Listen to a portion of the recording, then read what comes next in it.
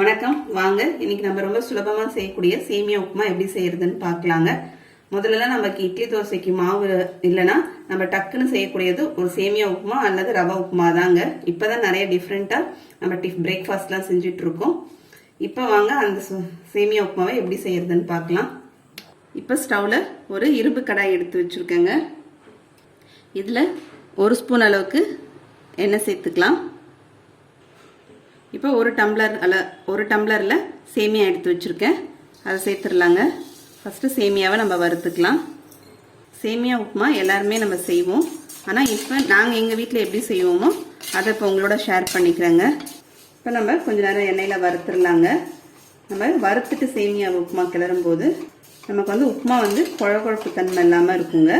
தனித்தனியாக உதிரியாக இருக்கும். அதுக்கு தான் நம்ம சேமியாவை ஃபஸ்ட்டு வறுத்துடலாம். இப்போ லேசாக நமக்கு கலர் மாறி வரும்போது நம்ம சேமியாவை எடுத்துடலாங்க. இப்போ ஒரு தட்டில் எடுத்து வச்சுக்கலாம். நம்ம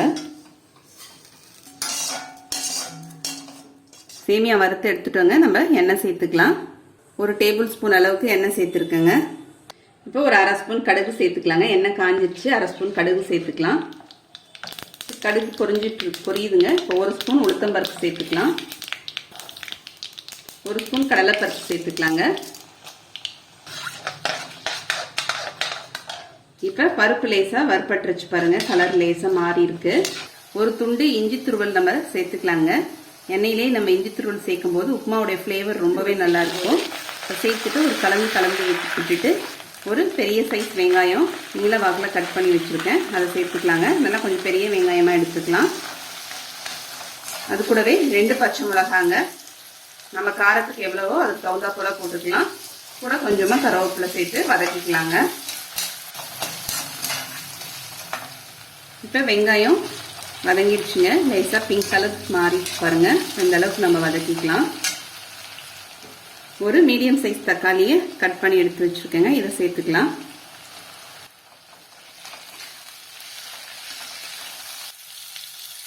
ஒரு 1/4 ஸ்பூன் மஞ்சள்தூள் சேர்த்துக்கலாங்க. உப்புமாவுக்கு தேவையான அளவுக்கு உப்பு இப்பயே நம்ம சேர்த்துக்கலாம். சேர்த்துட்டு நம்ம வதக்கிக்கலாம்.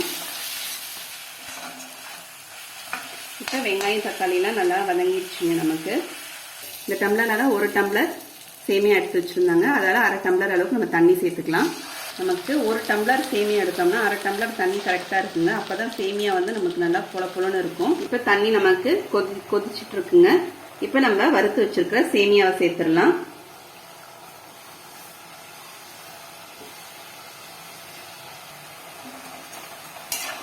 சேர்த்துட்டு கலந்து விட்டுட்டு ஸ்டவ்வை சிம் பண்ணிட்டு மூடி வச்சிடலாம்.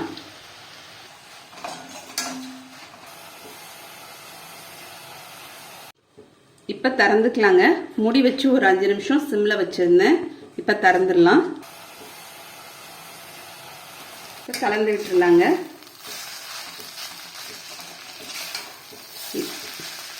இதை பாருங்க. இப்போ இதை இன்னும் கொஞ்சம் நேரம் நம்ம சிம்ல வச்சிருந்தோம்னா அடியில் இதை மாதிரி இன்னும் முறமுறன்னு வரும் நமக்கு. அதை மாதிரி அடியில் இந்த ஓரம் பிடிக்கிறது பார்த்தீங்கன்னா ரொம்பவே நல்லா இருக்கும். எங்கள் வீட்டில் எல்லாரும் கேட்பாங்க, ரொம்ப விரும்பி சாப்பிட்றதுக்கு. நம்ம கொஞ்ச நேரம் விட்டு சிம்ல வச்சிருந்தோம்னா அந்த மாதிரி ஓரம் நமக்கு வரும். சூடாக சாப்பிடும்போது நல்லா முறமுறன்னு கிறிஸ்பாக இருக்குங்க. அதனால நான் இன்னும் கூட கொஞ்ச நேரம் ஒரு 2 நிமிஷம் மூடி வைக்கிறேன்.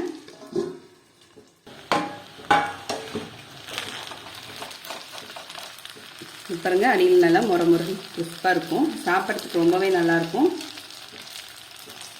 ரொம்ப நேரம் வச்சிருந்தோம்னா தீஞ்சிருங்க. இப்போ நான் ஆஃப் பண்ணிடுறேன். இதில் கொஞ்சமாக கொத்தமல்லி தழை சேர்த்துக்கலாங்க. இப்போ நமக்கு சேமியா உப்புமா ரெடி ஆயிடுச்சுங்க. உங்களுக்கு இந்த வீடியோ பிடிச்சிருந்தா லைக் பண்ணுங்கள், ஷேர் பண்ணுங்கள், சப்ஸ்கிரைப் பண்ணுங்கள். அடுத்த வீடியோவில் பார்க்கலாம். தேங்க்யூ.